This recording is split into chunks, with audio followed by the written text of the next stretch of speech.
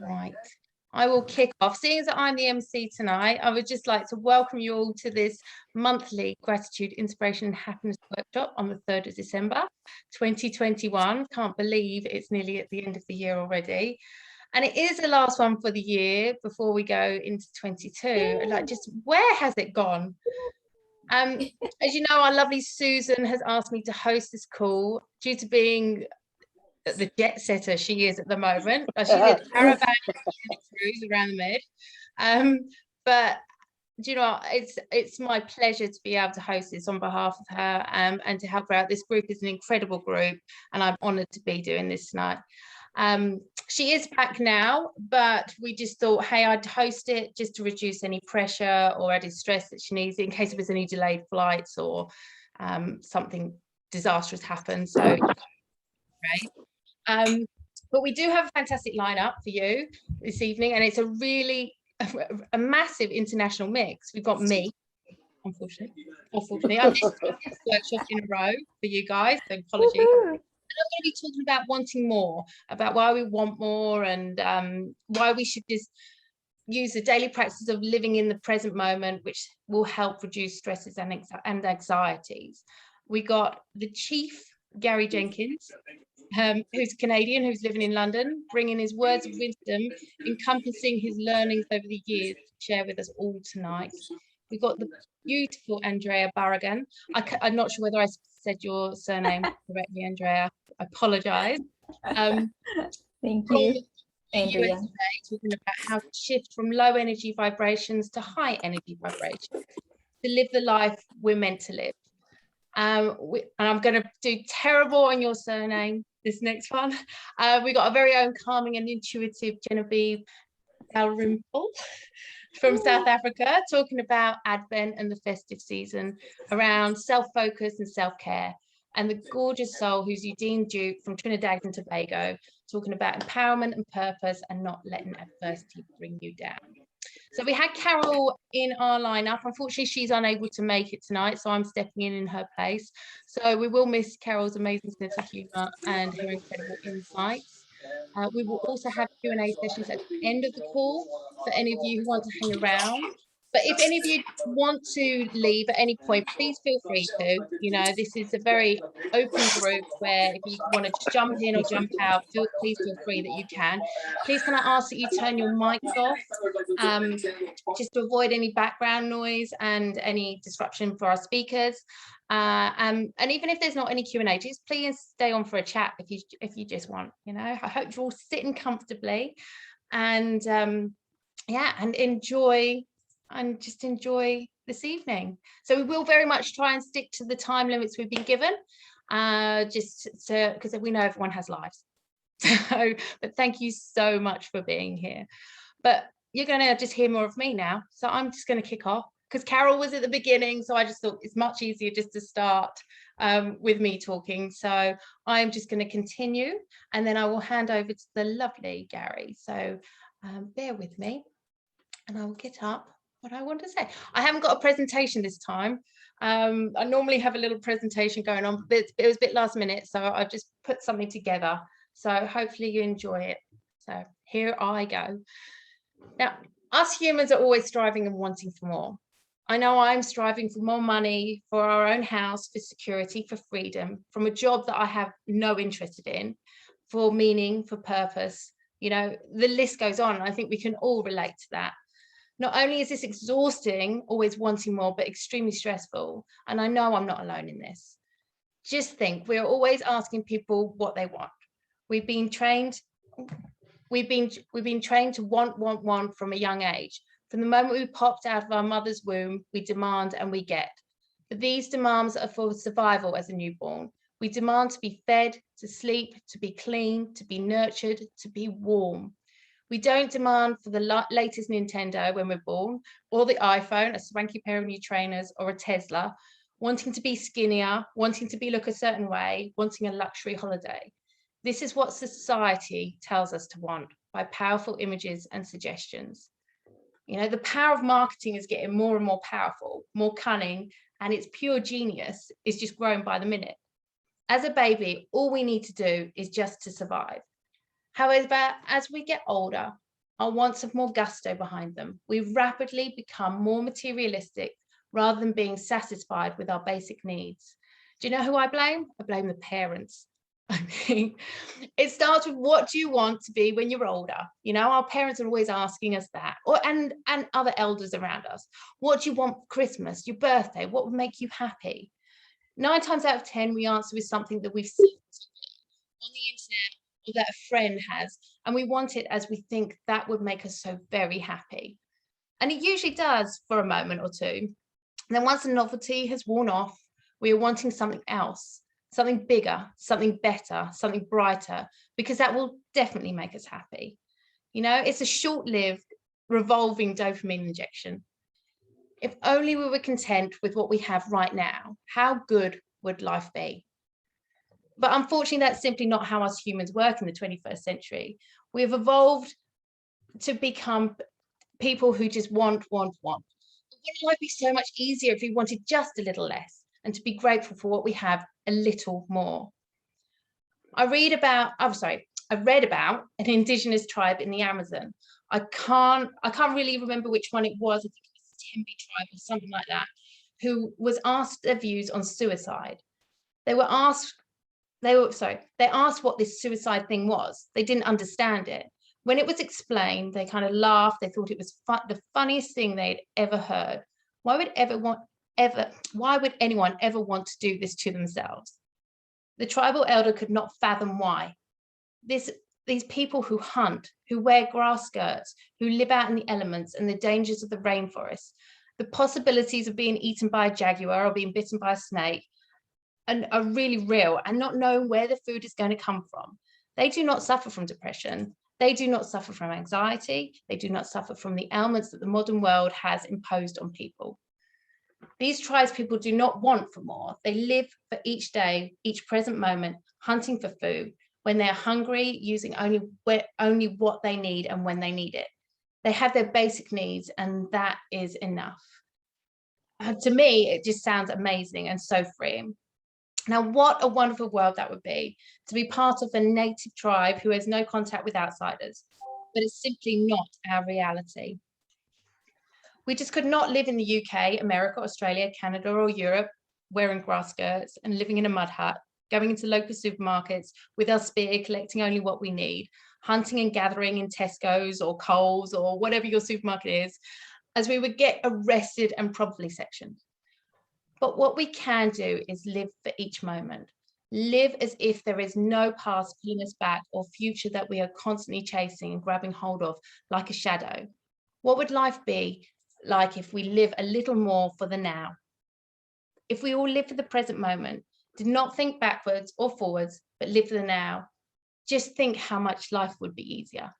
No stresses to worry about, no feeling guilty about something you've done in the past, no overanalyzing, just living for the moment. It's easier said than done, and in our reality, hard to live by 24/7. But just give yourself a break.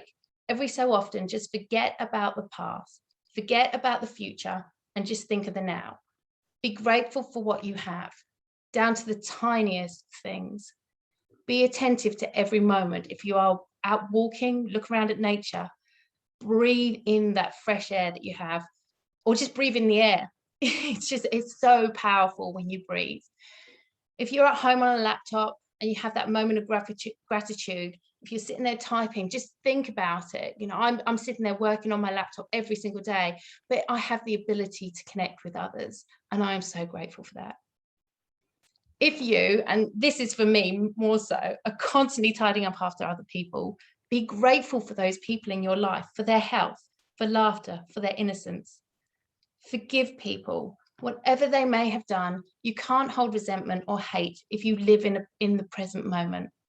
Be grateful for what you have now. We are also very fortunate in so many ways.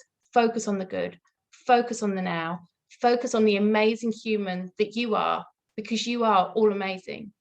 Live for the present moment, feel gratitude, feel love for everyone and everything, and I can assure you life will be a whole lot better. Thank you for listening to me, and that is the end of my little presentation. And it is now over to the wonderful Gary Jenkins. And it's lovely to see you, Susan. Susan's in the house. Woof, woof. So and Monty. So I shall now pass you over to Gary. So Gary, are you there? Gary, are you there? I am in the house. I'm Gary's right here, in darling. the house too. I will pass you over to the chief now. So enjoy. I'm going to sit back and relax and have a sip of wine. Enjoy the next 10 minutes, Gary. All right, super duper. You know, I think it's really interesting. I really love the story that Anna just told us about the native people who could not comprehend suicide. I actually had similar experience. I don't talk a whole lot about it, but at one point I really studied Buddhism, really studied deeply into Buddhism. I was going in the Sakya tradition of Mahavajra Buddhism. And the leader of the Sakya tradition, he holds what they call the throne, Tritsen Sakya, that means throne holder, came to the UK where I was living, and part of his entourage was the Dalai Lama. You don't think of that, but the Dalai Lama is a student of Tritsen Sakya. The Sakya tradition is considered to be the Harvard University of Buddhism, which I didn't quite understand, but the Dalai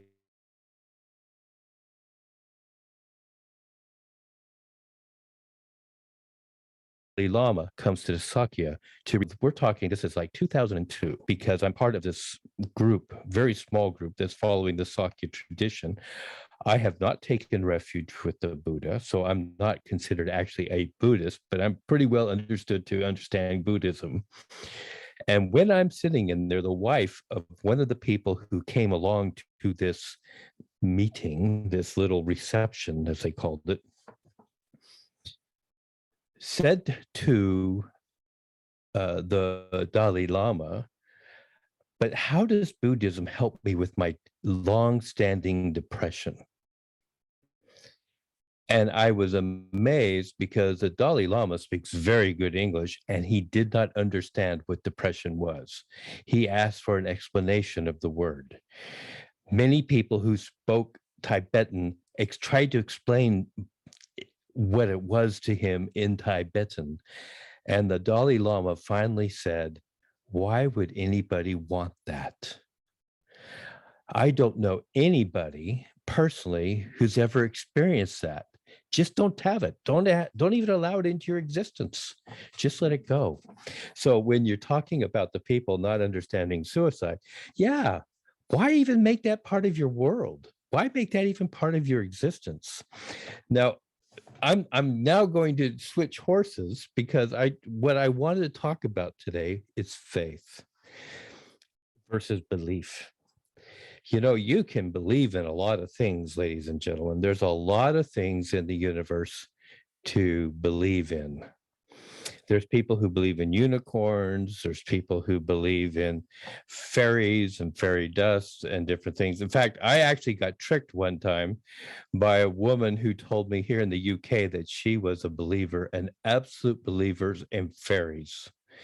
And she said, just wait, at night, if you walk along plants and things like that, you will see like a blue light going through the foliage, and those are the fairies. Just keep your eyes open. And I was walking along one night. I'm not kidding. I was walking along one night and I saw a blue light going through the foliage, and I thought, my gosh, what in the world did I actually see a fairy? Do fairies really exist? And pretty soon I saw it again. And this time I was fast enough to turn around to see that a fire engine, because it was after 10 o'clock at night and therefore had no sirens going, with blue whirling lights going on it, was reflecting off the foliage. And I realized this is what she called a fairy and what she really believed in. But the thing is, there's a difference between believing something and having faith. And I want to talk about faith because I believe that faith has a truth to it, whereas a belief may be totally based on a fantasy.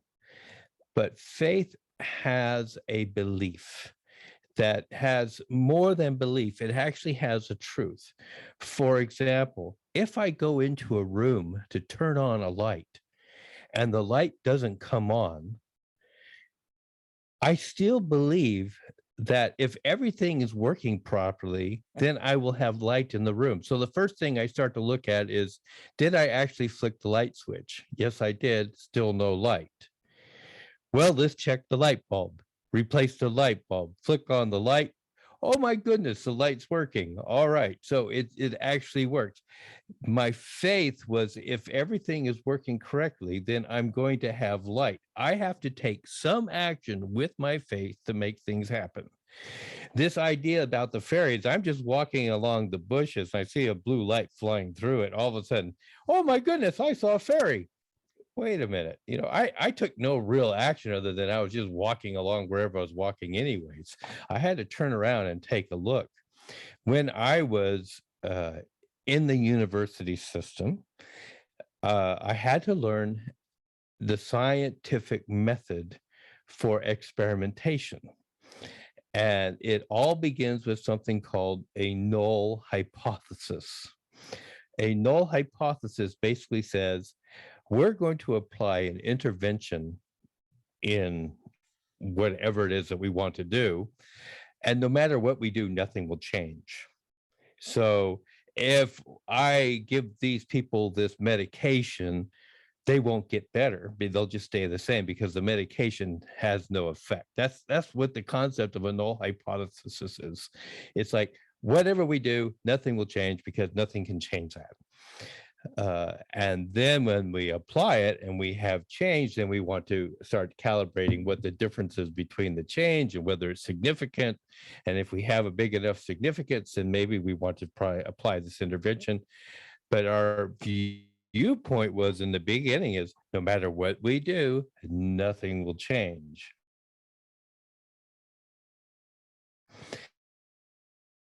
And I remember asking if nothing will change, why would I even begin an experiment? And he says, well, that is so that we can demonstrate we had no bias in the beginning. So of course you had bias because you were already thinking that if I applied this might make a change. I mean, what. So I became convinced that the entire scientific method is pretty much bogus. You might have a null hypothesis to say that no matter what I do, I won't change anything, but you already know I'm going to apply something that I'm hoping will make a change, and I'm going to, do the best I can by having a double-blind study or whatever else in the formulation of how we're going to find this process to come up with proof that this intervention does make a change and that it is going to be significant and helpful to people later on in life. But here's the thing about faith. Faith has to have a true principle involved in it that you are trying to find. Just because you want to have 1 million euros, pounds, dollars, whatever your currency is, if you just sit down and believe that it will appear in the living room tomorrow morning, most likely you're going to be disappointed by morning. In fact, sometime shortly after you start thinking that way, you'll start discounting it yourself in your own mind. But when you have a true faith, when you truly believe in an outcome is possible, you begin to never really have a doubt. In fact, it tends to grow. It becomes more powerful. It becomes more steadfast in your thinking. And when you go down a certain development path and you don't see it actually happening, you realize that maybe there's something you need to twist, tweak, whatever to make that thing happen because you will believe in it. I recommend that all of you look up the V8 engine and Henry Ford. He had engineer after engineer telling him it was impossible to have a V8 engine. It was not able to be designed. Henry Ford said he would have it. He put a whole engineering team onto it. And for almost 2 years, nothing happened. And then one day he was told to come down, look at his V8 engine. Study that. Study that whole principle. Faith is a true principle. As an entrepreneur, if you don't exercise faith, you're never going to get from A to B. It's just as simple as that. And that is Gary's share for this evening. Thank you so much. Thank you, Gary. That was incredible. I think we can all relate to that. I'm just a little I think you would have been a little disappointed when you realized it wasn't actually fairies and it was just a fire engine. I know I would have been. So thank you so much for that. Right, so our next speaker is the beautiful Andrea. I'm not going to even attempt your surname again, Andrea. So I will hand over the mic to you, and yes, I'm looking forward to it. Thank you very much.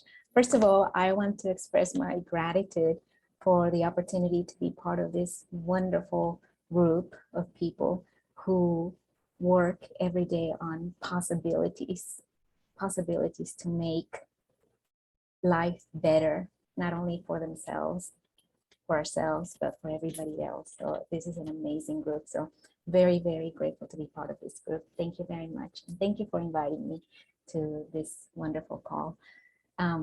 So Tony Robbins says, energy flows where attention goes.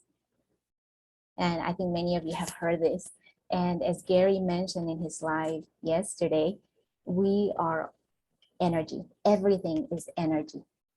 Absolutely everything has energy and is comprised of energy. So that brings me to my topic today, how to shift from low energy vibrations to high energy vibrations to live the best life that we were meant to live. And it really boils down to physics, quantum physics, and the law of quantum mechanics. So we are all, or our bodies are electric fields. And this just blows my mind because I never thought of it. I loved that. I loved biology when I was in school, and I loved anatomy, but I was always afraid of physics, and I was always afraid of chemistry because I just didn't think that I could understand it. But you know, as I've grown older and I've come to understand how interconnected we are to this universe, that we are so much part of it, it's really amazing to me. It's just a miracle to know that we are formed in this electric field, and everything that we can think of is made up of this. So our brain waves affect our physical reality. This is a fact. This can be actually measured and tested by machines. And our brain waves operate on frequencies. Hey, that's so cool to know, right? So what is this? The higher the frequency of our thoughts, just everything that we think, each one of our thoughts, the higher the frequency of these thoughts, the higher the level of our consciousness. Isn't this amazing? So that's what creates our reality.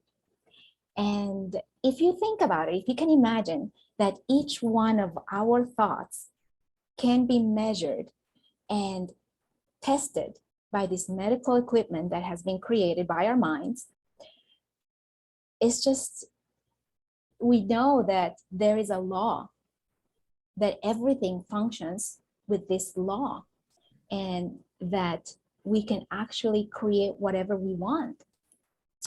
And you know, that's how the lie detector was invented. That's how we can tell how people are lying, just by simply measuring the frequency of their thoughts. Incredible, right?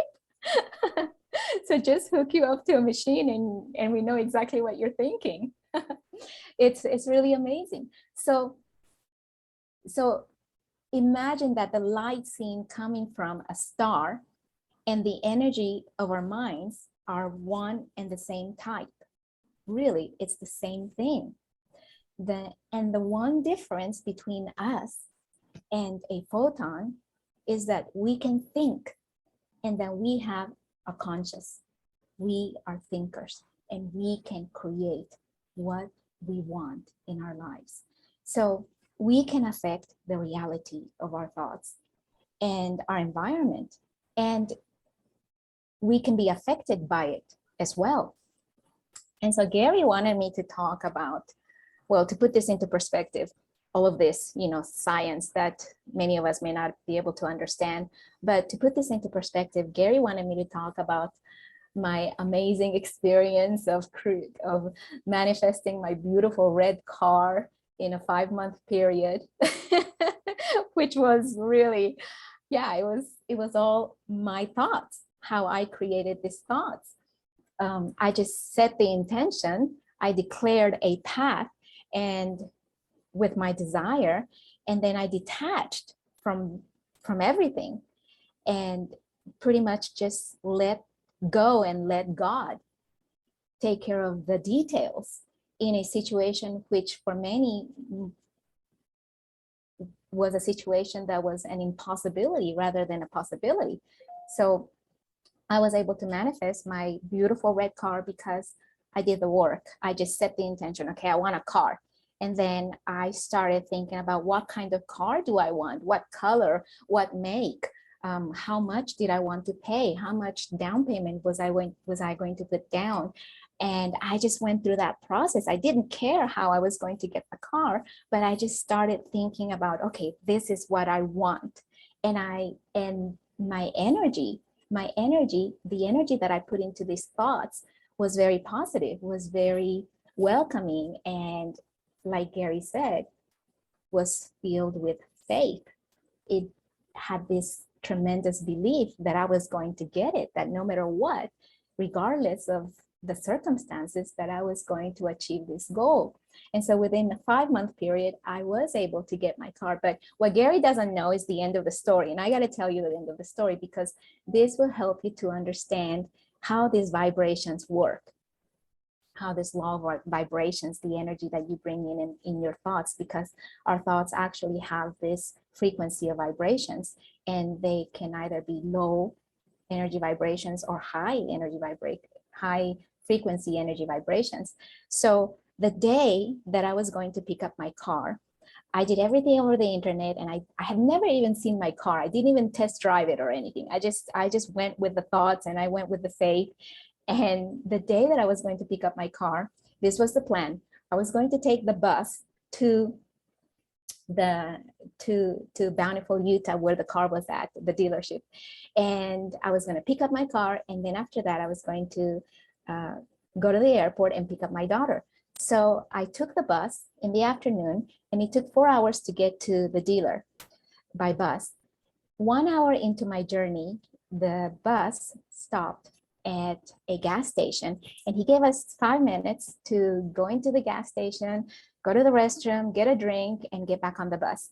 Well, as I was waiting to pay for my drink, I had this thought that the bus was leaving, that I had to pay for my drink, and I thought, no, it's okay. I just ignored the thought.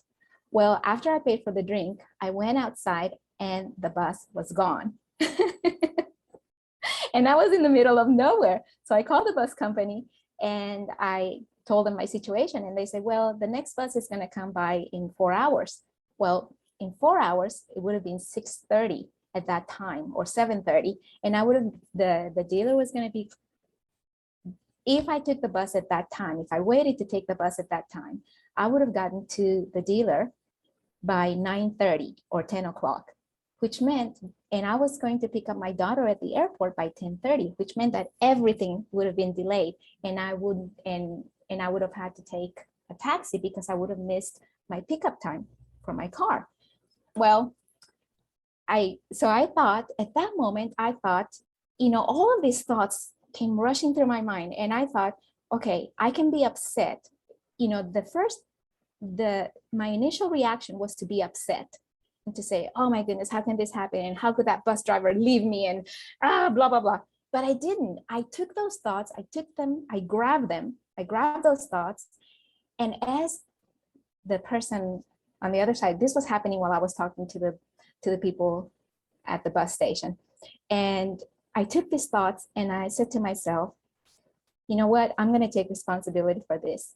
And I'm supposed to learn a lesson from this. So I just said a prayer and I said, Lord, whatever you want me to learn, I'm going to learn. And that's it. And I hung up. And as soon as I hung up, I had a call. And lo and behold, it was the bus driver. And he said, are you still at the gas station? And I said, well, yeah, where can I go? Of course I'm still here. There's nowhere to go. There's no taxi system. There's no bus system. It's just in the middle of nowhere. And he said, you know, I gave you guys 5 minutes. And I said, yes, I'm sorry, I missed it. And then he said, I'm turning around and coming to pick you up. And I was like, thank you.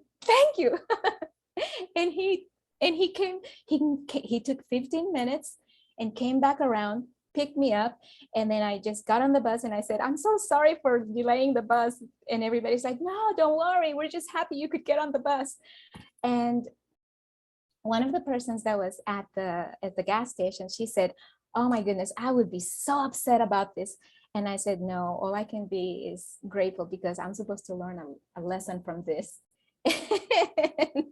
And yeah, and I got on the bus. The bus driver was super nice. And I got to Bountiful, Utah and got my car at the right time. And I went to pick up my daughter.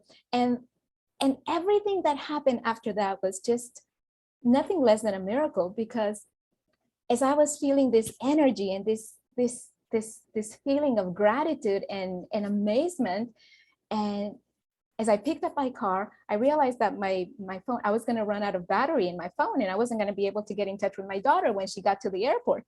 So I went to the Walgreens, this drugstore close by, and I told the lady at the counter that I needed to get a charger, a battery charger for my phone, because I had just gotten a brand new car and I need a battery charger. And she said, oh, great, congratulations. Well, I'll give you 50% off. And I was like, that's beautiful, thank you. So I got 50% off. And then as I was leaving the drugstore, I got in my car and I saw this guy. He was coming toward me and he looked a little bit scary, but then I thought, no negative thoughts today, because I am on a roll. I'm just having all this wonderful high vibration here. And so I lowered the window. This is my brand new car, right? So I'm just like, okay, what's going on? And it's super dark and the parking lot is empty. So I lowered the window and the guy's like, you know, I haven't gotten paid yet. And I just need a couple of bucks to buy dinner. Could you spare just $2? And I was like, I looked at him and I was like, heck yeah, here's $5. Go buy yourself a dinner. That's what I had in my wallet. That's exactly how much I had in my wallet. And he's like, thank you. And he left. And everything after that was just wonderful. I picked up my daughter. We had a wonderful time. So there's the difference between getting into a rut of just negative thoughts, negative emotions, you know, going into that low frequency where you start complaining or where you start seeing things that are happening to you rather than you happening to something. And that was my lesson. And that has been my lesson in this journey of learning how to shift my thoughts, because my thoughts are really powerful. And that's what creates my reality. So that's it. I hope you enjoyed it. Thank you. Wow. Thank you, Andrea. Thank you so much. That was just absolutely beautiful. I think we can all either relate to situations where we've been in that like that, but a lot of the time we can bring our vibrations down really quickly, can't we? And it's really hard to bring it back up again. But to see that go through a series of events was incredible. So what a beautiful story. Thank you so much. Okay, so now it's over to Genevive. Genevieve is talking about Advent, self-focus and self-care over this crazy festive time. So I shall now pass it over to Genevieve. Thank you, Anna. Hi, everyone. So before I begin, I'll have to talk fast, so I make it into 10 minutes, but I just have to have a few comments related to what I'm going to talk about. Can everyone hear me? Because I haven't got a mic on. Okay. So firstly, Anna, about, I missed the first bit because I didn't log in, but about living in the moment, in the present. I picked up about that, and I guess that is part and parcel of this, what I want to touch on in Advent, because I see life as a collection of moments. So the more present we can be, the more we can enjoy this life in a positive way, and not just get through a season of Advent, but get through it well and enjoy it. And then, Gary, I have to mention magic, your blue fairies. It's definitely a magical time of year. And I think part of the balance that I want to touch on is enjoying this magical, festive, social time of year, and then balancing it with a frenzied, chaotic, and quite overwhelming time as well. And then Andrea, about your vibrations, I guess I have quite a practical way of living quite a simple life, and definitely something that I always go on about is starting the day with meditation, because I think that we all have days where you get out of bed on the wrong side and things start going wrong from the moment you open your eyes. And I have found that if you are managed to spend a minute with your hand on your heart, or you get a little bit of time to yourself, it sets the tone of the day, and it can make a world of difference. And then you start noticing that the positive vibrations kick in and things start improving. So I had to answer those three, and now I will launch into Advent and balance and self-care. And the reason I chose Advent is because I like to work to sort of make progress in life in seasons.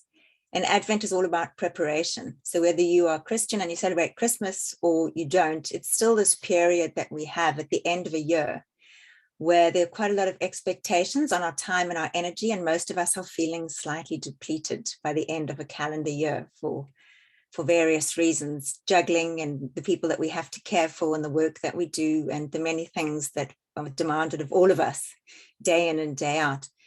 And so I thought it was quite important at this time of year to talk about balance, because we don't want to get through a potentially magical season ragged and in a weighty kind of way. We want to get through it with joy and with lightness and with enjoyment. So each moment that we're experiencing, we can be mindful about making them good and joyful moments.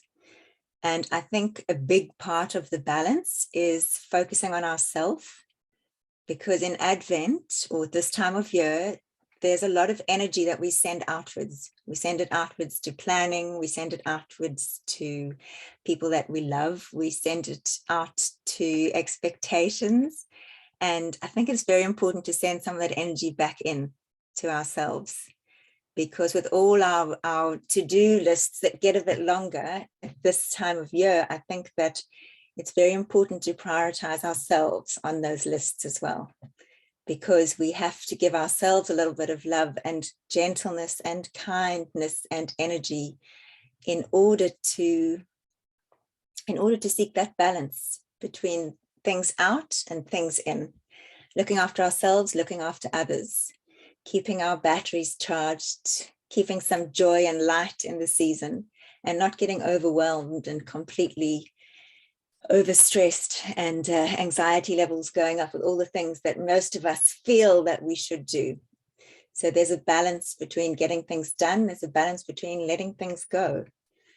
And I think that it's important to know ourselves. And that comes from spending time with ourselves, whether it's journaling or meditating or drinking a glass of water. In my case, was quite a major step, because I didn't drink water. And it is a fundamentally simple thing about looking after yourself, where I thought that I had to go in so many directions that I couldn't manage to drink a glass of water.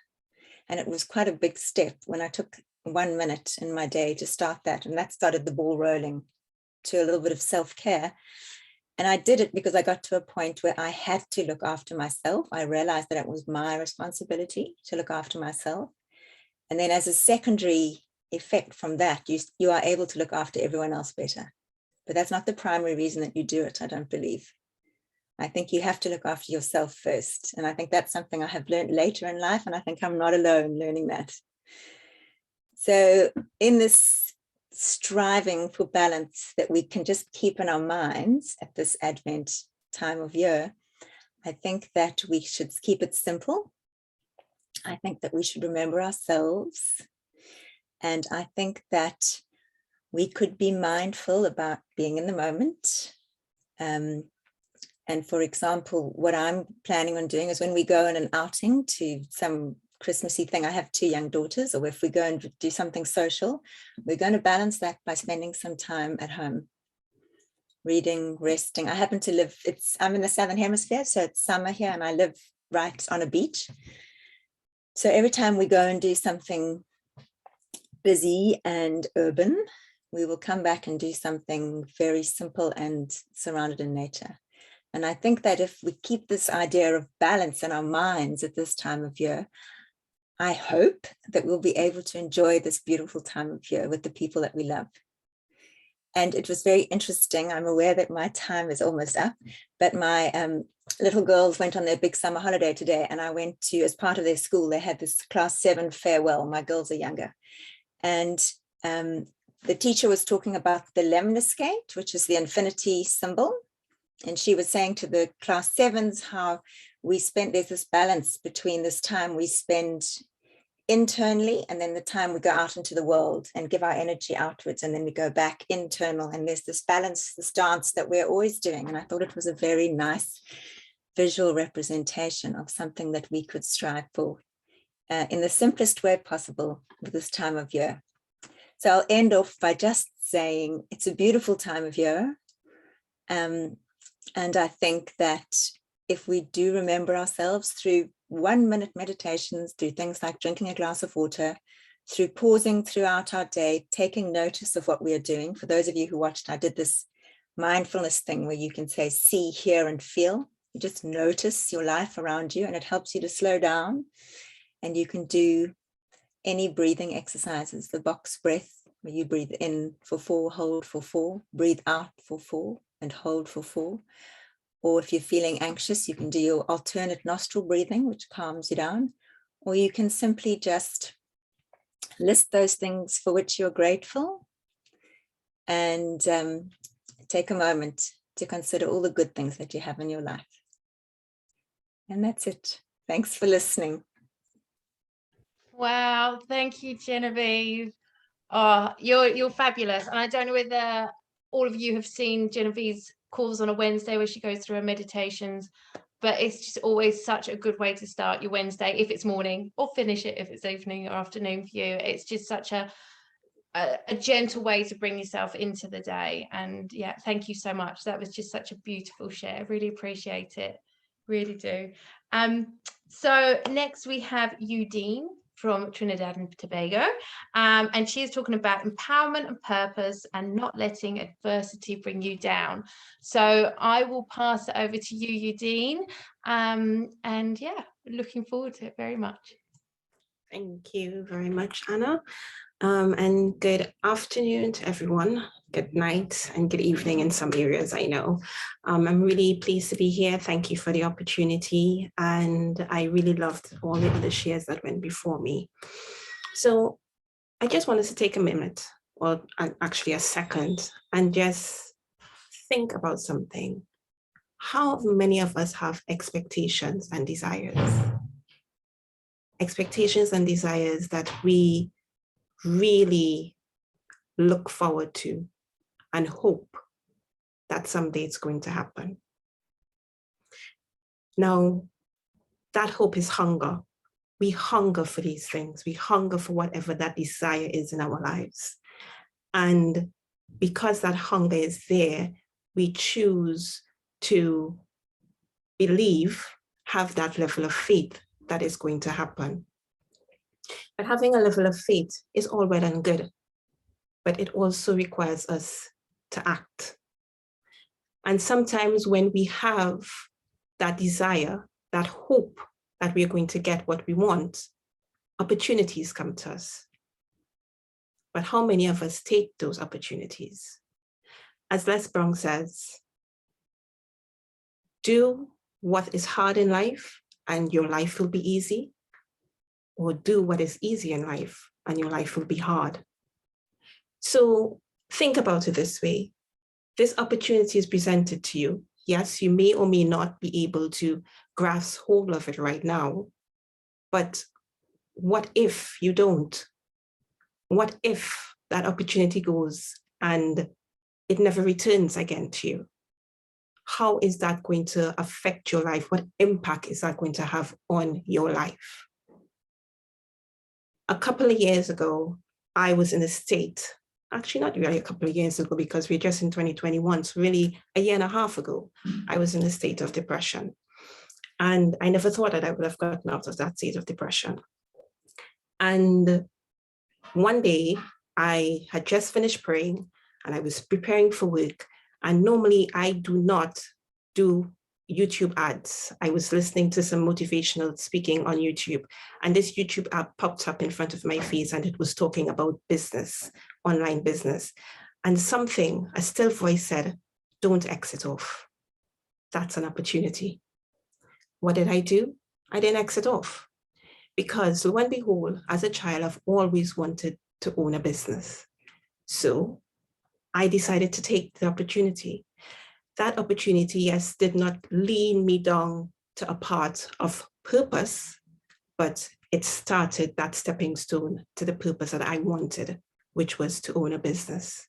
So even though I was not in a frame of mind or in a position to take grasp of that opportunity right away, I still took the chance to actually learn of what it could do for me. And that then opened up other opportunities and other opportunities. And as Zig Ziglar says, go as far as you can see and you will see further in life. And that's what has happened to me. So even though you may take opportunities, that doesn't mean that everything is going to be nice and dandy and life is just going to be great. Yes, it provides you a stepping stone to purpose, but with that stepping stone and within that area, adversity comes. And I've had a lot of adversity from last year to now. I lost my dad. Just at the pinnacle of when I thought everything was going great, I lost my dad. And my life froze. My life froze to a point where I couldn't turn left, I couldn't turn right, I couldn't go forward. I just felt like I was stuck and I didn't know what to do. But as Gary said earlier, there's a difference between faith, belief, and there is also a third thing, action.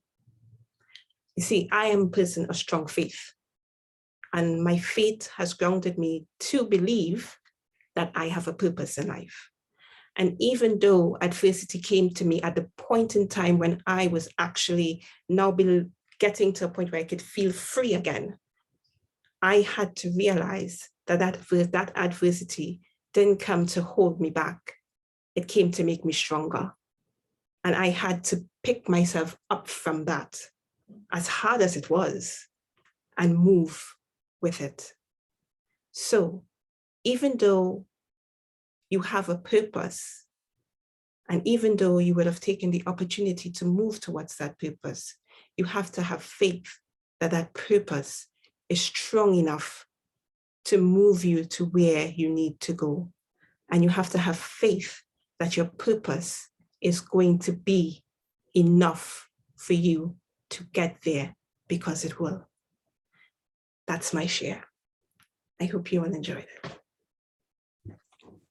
Oh, Udine, that was stunning too. I think we've been so lucky tonight. Oh gosh, my dog's just about to pull the computer over. Well, sorry, bear with me 2 seconds.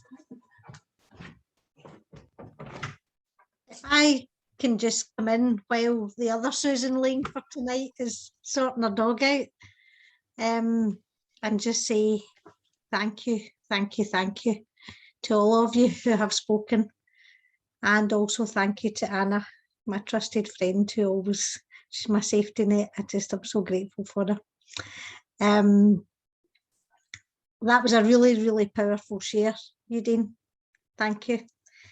I think there's a lot of takeaways from that, in terms of how you're feeling and, taking action and actually, believing in what you're doing.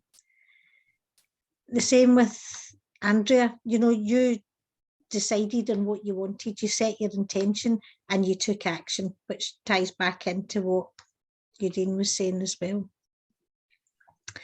Genevieve, you have been the person that has conquered the meditation for me. I've tried and tried and tried for years and never managed it, and I now box breathe to the point where I'm not even aware I'm doing it. I do it when I go to the loo, I'm doing it when I'm sitting in the car, I'm doing sorry, that's probably too much information, but I do it all the time. So that's a massive, massive thanks to yourself. Gary, your blue lights, I love it. Just loved it. In amongst, the wonderful knowledge and wisdom that you always bring, there's always that lovely wee nugget that takes us back to memories from our childhood. For me, that took me back to the first time I ever arrived in Italy. We went to the old house up in the mountains. There was no electricity when we arrived. You had to go in and put it all on. And we went down to the bottom of the garden and I saw fireflies for the first time. And I told my kids they were fairies.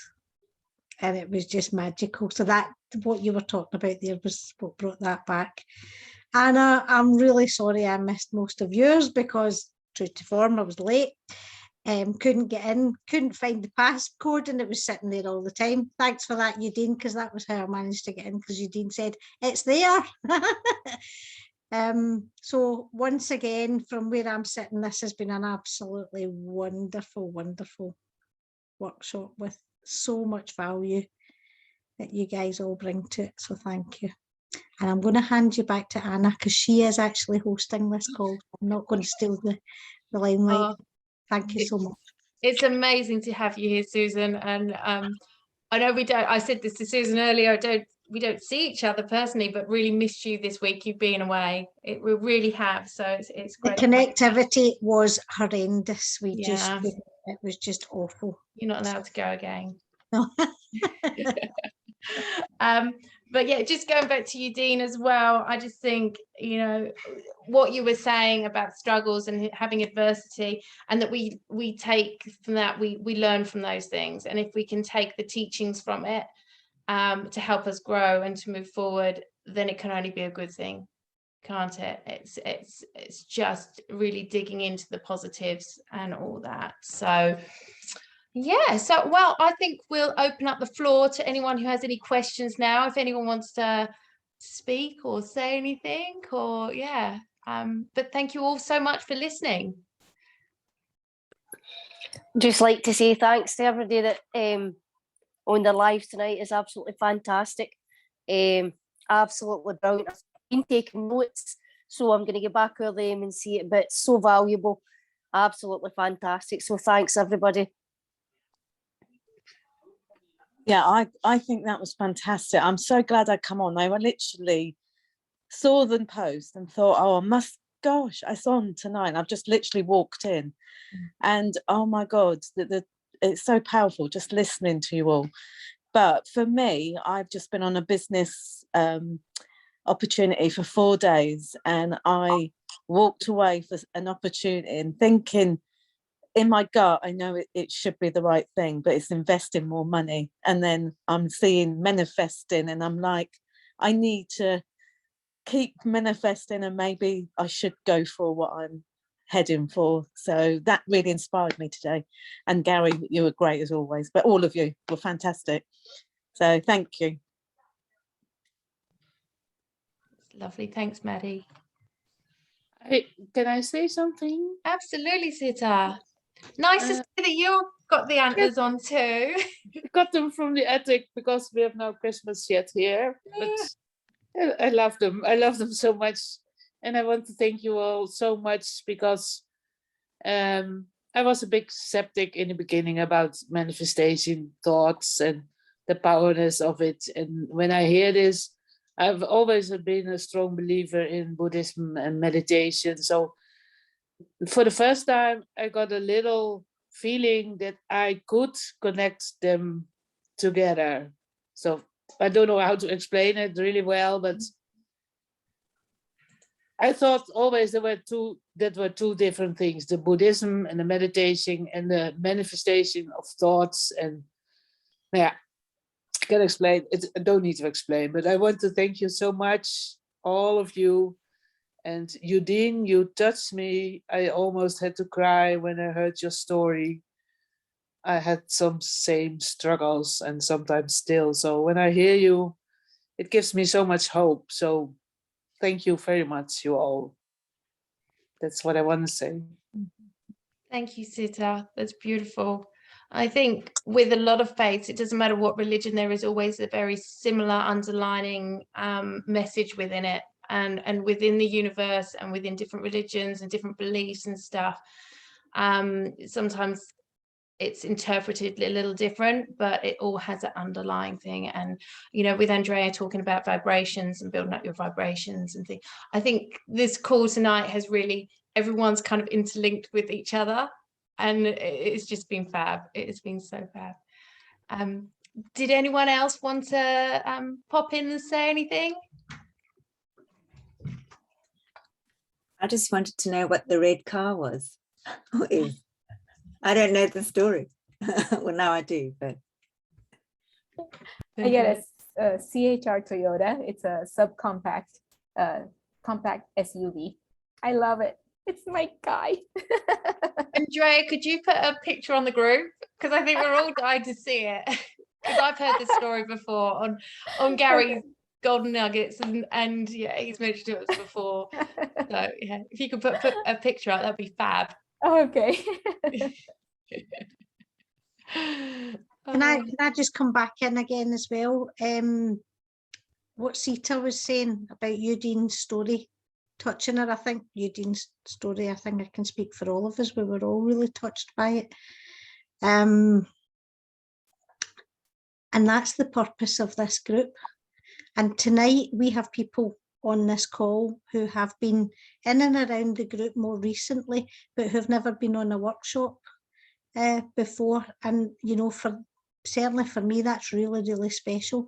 And I hope, you know, that you will, you know, be a part of the group and you will dip in and dip out, because I think some of the shares tonight and what's been offered,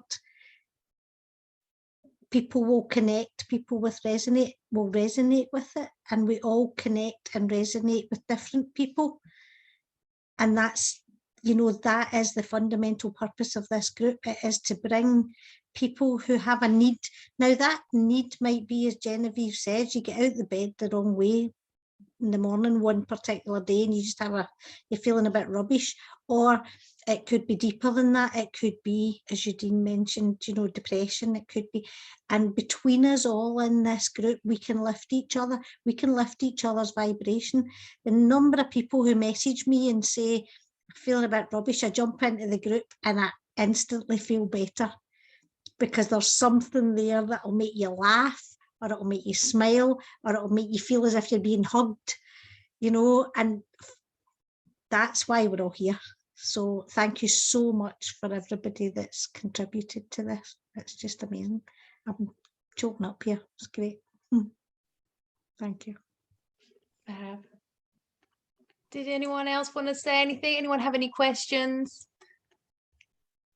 Hi, Anna. Hey, Anne-Marie. I would just like to say thank you for all the speakers, because I didn't type in and say thank you at the time, but I really appreciate everything you have said and taking it all on board, still learning and hoping I can still offer to the group. Oh, that's all. Anne-Marie, I'd like to just say what an important part you are to the group as well.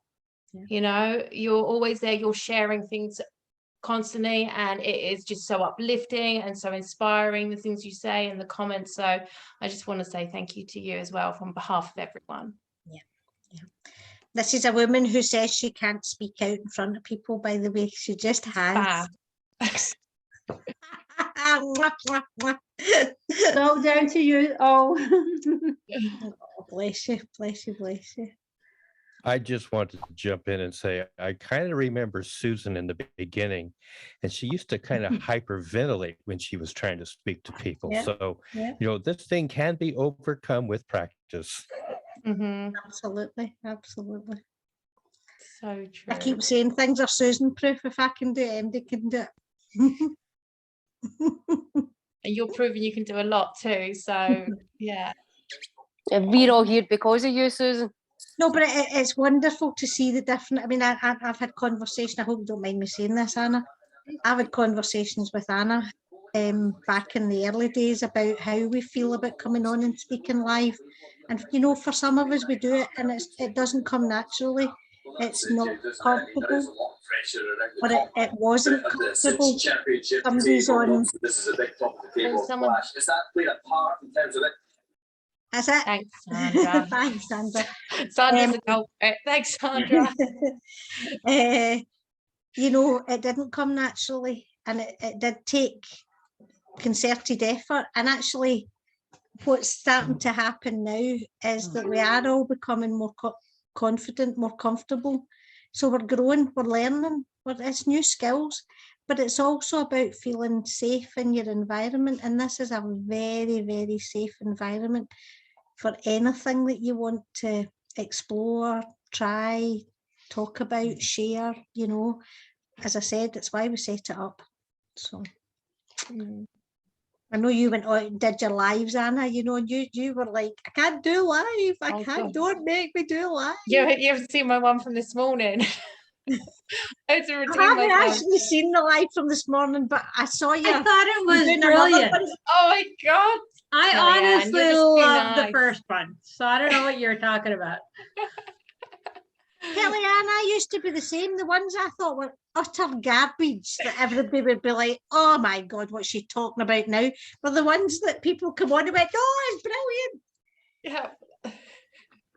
I think it's a matter of showing who we actually really are that makes us all bond well together. Like, I mean, sometimes, especially some of yours, you know, Susan's, I didn't think they were bad, but it gave me hope. I love you, Kellyanne. Best quote of tonight. Absolutely.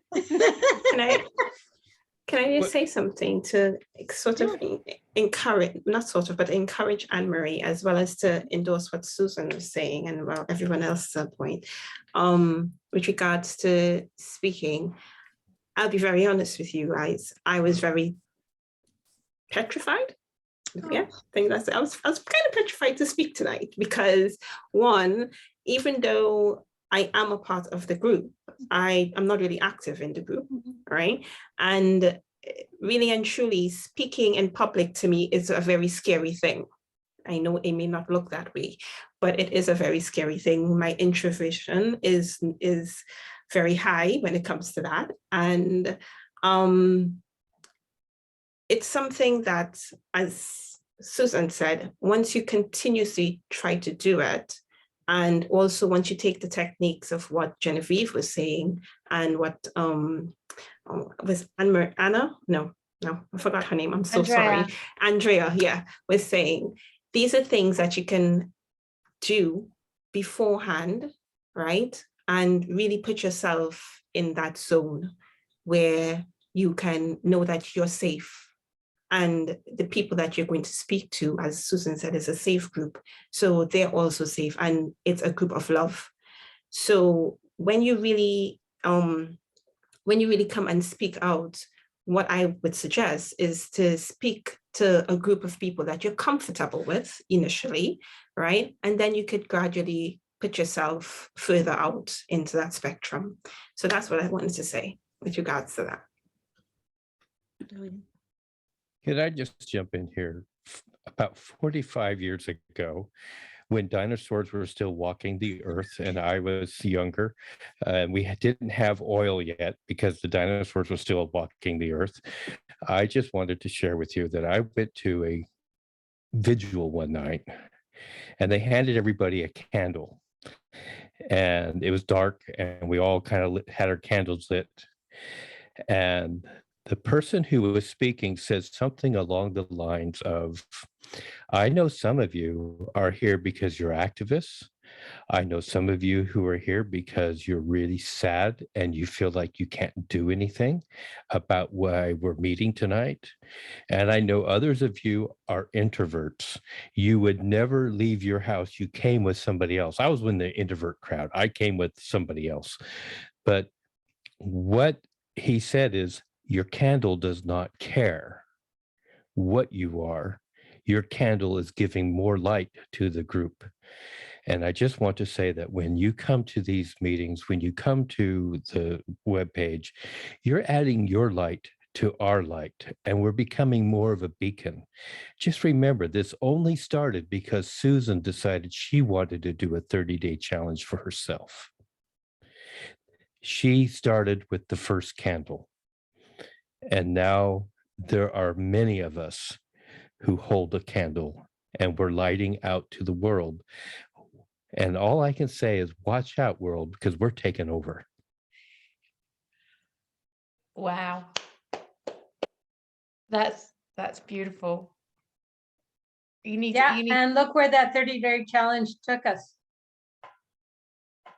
I think we're all so much better off for it, aren't we? In so Yep, many ways. Absolutely. So many ways. Wow, Gary, good man. I don't know if I've said this in any of the workshops, but Scott and I were away end of September, I think it was, and Gary phoned me for a chat about something, and he said, I've had a vision. And he said, we're all sitting round a table together. And to me, I thought that was a vision. I was quite excited by that, actually. But we were sitting round the table together, getting ready to go out and deliver a live in-person presentation. And that, I think, is, slightly further down the line, what we're aiming to do, what we're going to work towards, actually pulling various people together and making that happen. And what he didn't know was I spent the next half an hour running around that room going,